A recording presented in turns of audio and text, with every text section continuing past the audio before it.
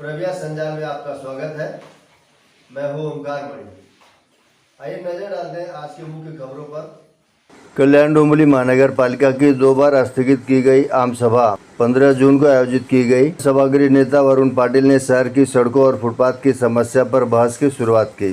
वरुण पाटिल द्वारा सड़कों और फेरीवाला समस्या पर केंद्रित की गई बहस में अनुभवी और नए निर्वाचित नगर सेवकों और नगर सेवकाओं ने अपने क्षेत्र की समस्या आम सभा में पेश किया। डोंबिवली में फेरी वालों द्वारा अतिक्रमण करने से राहगीरों की समस्या को नगर सेविका रंजना पेंडकर ने सभा में पेश किया। समजत नाहीये की जर कोर्टाच्या आदेशानुसार 150 मीटर स्टेशन परिसर हा फेरीवाले मुक्त असावा तर मग आपल्याकडनं कोर्टाच्या आदेशाचं उल्लंघन का होतंय? तिथे अक्षरशः नागरिकांना चालायला जागा नाहीये, तर असं का होतंय किंवा हे कधी हा 150 मीटर परिसर डोंबिवली पूर्वचा कधी फेरीवाला मुक्त होईल?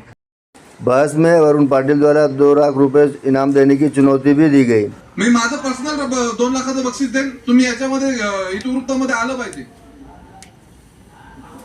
2 लाखाचं बक्षीस देईन साहेब, तुम्ही 200 मीटरचा फुटपाथ दाखवा मला, कधी नागरिक चालू शकतात, लहान मुलांना घेऊन फिरू शकतात। अहो या शहराची काय परिस्थिती करून ठेवली आपण। नगर सेविका प्रमिला पाटिल ने सभा में जानकारी दी कि ब वार्ड की सहायक आयुक्त प्रीति गाडे को फेरी वालों के नेता फोन करके धमकी देते हैं। सगळ्यांनी जे व्यथा मांडली आहे ती मी गेल्या 3 महिन्यापासून मांडते की माझ्या वार्डामध्ये माझ्या प्रभागामध्ये फेरीवाले झोन हटवून टाका।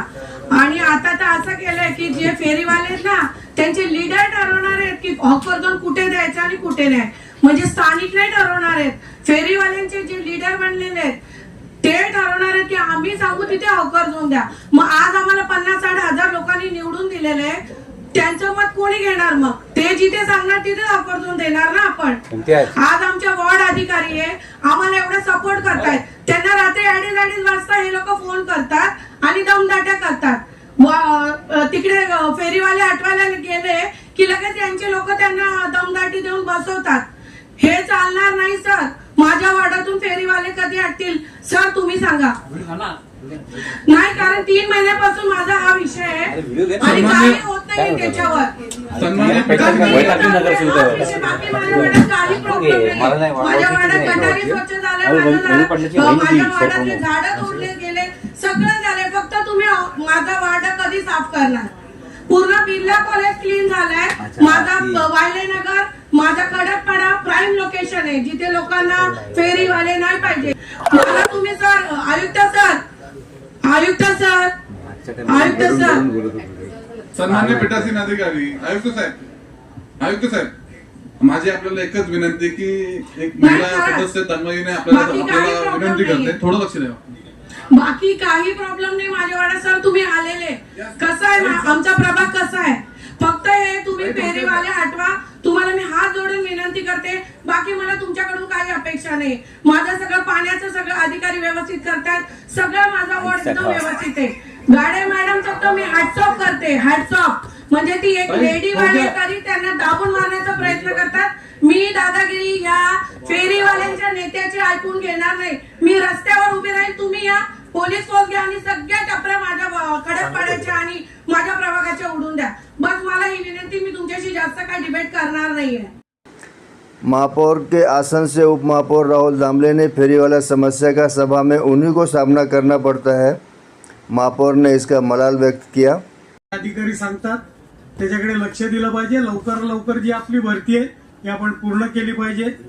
2 जे काय आता सभागृहामध्ये चर्चा झाली त्याच्यावर लवकरात लवकर निर्णय घेऊन त्याचे काही टोटल जे काही टेंडर्स आहे ती फायनल झाली पाहिजे, त्याचं काम सुरू झालं पाहिजे। फेरीवाला विषयामध्ये आपण आता मी बोरकर साहेबांचा अनुभव नेहमी चांगला घेतलाय। खालचे जे अधिकारी आहेत हे 16 काम करतायत या खुर्चीवर बसून। हे मी 3ऱ्यांदा बोलतोय, माझं दुर्दैव आहे। मी 3दा आदेशित केलं या विषयाला, नेमका मीच चेअरवर बसतो आणि तुम्हाला हे सांगतो GF वॉर्ड मध्ये अत्यंत चांगलं काम चालू आहे। जे लोक मानतायत त्या लोकांचे धंदे बंद आहेत आणि G वॉर्ड मध्ये जे लोक बाहेर नेऊन धंदा करतायत, दादागिरी करतायत, ते सगळे लोक व्यवसाय करतायत आणि G वॉर्डची समस्या अख्ख्या कल्याण डोंबिवलीमध्ये सारखीच आहे। और कल्याण डोंबिवली महानगर पालिका के आयुक्त अभिनव गोयल द्वारा फेरीवाला समस्या सुलझाने की तैयारी और नगर सेवकों से सहयोग मिलने की अपेक्षा को प्रवेश संजाल के इस अंक में प्रस्तुत किया गया है। एक मुद्दा होता, जे मुख्य मुद्दा आहे तो आहे फेरीवाल्यांच्या. सगळ्यांनी विस्तृतपणे त्यांच्या वॉर्डाची परिस्थिती आमच्या समोर मांडली. सगळ्यांची भावना माझ्यापर्यंत आलेली आहे. बोरकर साहेबांना माननीय पीठासीन अधिकारी मार्फत निर्देश राहतील की आपण त्याचे एक सूक्ष्म नियोजन करूया. इनफॅक्ट स्टेशन एरियासाठी मी पोलिसांशी पण बोललो होतो की काही ठराविक असे लोक असतील जे वारंवार तिथे बसत आहेत आणि काही त्याचे सूत्रधारी असू शकतात, असा काही आम्हाला लक्षात येत आहे. तर मग त्यांच्यावर प्रतिबंधक कारवाई किंवा मोकापर्यंत जाण्याचा आपण प्रयत्न करूया. त्याचेही आपल्या मार्फत काही सूचना आम्हाला प्राप्त झाली गोपनीय पद्धतीने किंवा इतर पद्धतीने, तर त्या पद्धतीनेही with the help of police आपण जॉईंटली काही ठिकाणी कारवाई करू. तसं माझ्या झेंडे साहेबांशी पण बोलणं झालेलं आहे. मात्र या विषयावर इन्स्टिट्यूशनल सॉल्युशन काढणं हे गरजेचं आहे. इन्स्टिट्यूशनल सॉल्युशन मी याकरिता म्हणतो की तसे ताई बरोबरही माझी एकदा दोनदा चर्चा झाली. आपण BK बिर्ला कॉलेजला मागच्या आठवड्यात भेटलो होतो की आपण समजा इथे बसले तर इथे कारवाई करतो, मग 2-3 दिवसानंतर ते कुठेतरी जाऊन बसतात, मग तिकडे कारवाई करतो, मग परत. तर असे आपण करत असतो, पण ते इन्स्टिट्यूशनल कारवाई होत नाही. म्हणून जे फेरीवाला धोरण आहे ते आपण आता कुठेतरी फायनल केलं पाहिजे, असा माझा विचार आहे. फेरीवाला धोरणामध्ये प्रत्येक वॉर्डात, म्हणजे आपल्या प्रत्येक वॉर्डात कुठला फेरीवाला झोन राहील, कुठला नॉन फेरीवाला झोन राहील, त्याच्यामध्ये फेरीवाला झोन मध्ये फेरीवाला रोड असेल, भूखंड असेल, ते आपण एकदा निश्चित केलं पाहिजे. त्याकरिता प्रशासनामार्फत ही आपण प्रत्येक वॉर्डात, म्हणजे आपले जे प्रशासकीय वॉर्ड आहे त्या ठिकाणी आपण एक प्रारूप लिस्ट केलेली आहे. तर माझे महापौर मॅडम, उपमहापौर महोदय, सगळे गटनेते आहेत, सभापती महोदय आहेत, सर्वांना विनंती राहील की आम्ही तो यादी प्रशासनामार्फत आपल्याला शेअर करतो. वाटल्यास तर आम्ही गट नेत्यांना शेअर करतो, त्यांच्या मार्फत कदाचित आपल्याकडे असेल आणि आपण एकदा त्याला फायनलाइज करावा, त्याला शिक्कामोर्तब करावा की अमुक अमुक लेन हे फेरीवाला झोन राहील, अमुक अमुक लेन हे नॉन फेरीवाला फोन राहील. आम्ही सर्व सदस्यांना तो शेअर करतो. बोरकर साहेब, तुम्ही इथे आय थिंक गायकवाड मॅडम आणि तुम्ही बसून आता आमच्या समजा सदस्यांचे जे प्रभाग आहेत त्याप्रमाणे जर करता आला शेळके साहेबांबरोबर बसून है ना, तर ते पण करू. म्हणजे पॅनल क्रमांक 1, पॅनल क्रमांक 2, पॅनल क्रमांक 3 असे आम्ही आपल्याला ते करून देऊ. आपण त्याच्यावर आपली काही हरकती, सूचना मी येतोय त्याच्यावर.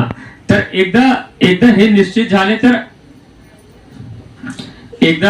निश्चित झाले तर आम्हाला खूप सपोर्ट भेटणार, कारण आम्हाला माहित आहे की कुठले फेरी एरिया फिक्स्ड आहे, तिथे बसता येते, कुठले एरिया असे आहे जिथे बसायचे नाही, मग तिथे आमची जोरात कारवाई चालू राहील. आज असं नसल्यामुळे म्हणजे त्याला अडचणी फेस करावा लागत आहे. तर हे तातडीने महापौर मॅडम आपण करूया. माझा तर विचार असा आहे की या आठवड्यात जर आपण मुख्य लोक बसू शकलो तर नक्कीच त्याच्यावर एक चर्चा करून अर्धा तास आपली काय सूचना असेल ते घेऊन आम्ही आपल्या सर्वांना शेअर करतो. आपण एका आठवड्यामध्ये प्रशासनाला त्याच्याबद्दल हरकती सूचना द्यावा, आम्ही ते फायनल करून त्याची अंमलबजावणी सुरू करूया. कारण त्याच्याप्रमाणे आपण जे मागे फेरीवाला धोरणासाठी सर्वेक्षण केला होता त्या सर्वेक्षणामध्ये जवळजवळ 9,500 फेरीवाले आपण केले होते. त्यांना आपण मग लायसन्स देऊन त्यांना QR कोड पद्धतीने आपण त्यांना जागा निश्चित करून देणार आणि फक्त तेवढे लोक सध्या बसणार. त्याच्यावरही भरपूर चर्चा करण्यासारखं आहे की त्यानंतर जे इतर फेरीवाले आलेत मग त्यांचं काय करायचे, तो पण एक धोरणात्मक निर्णय, त्याच्यावरही आपल्याला चर्चा करता येईल.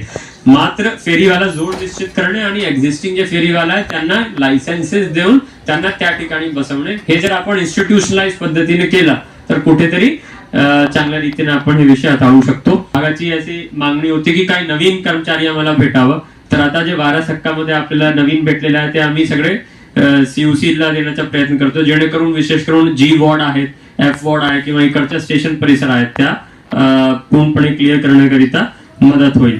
मात्र फेरीवाला विषय किचकट आहेत, तर याच्यामध्ये कदाचित स्वतः मी पण उतरण्याचा प्रयत्न करतो.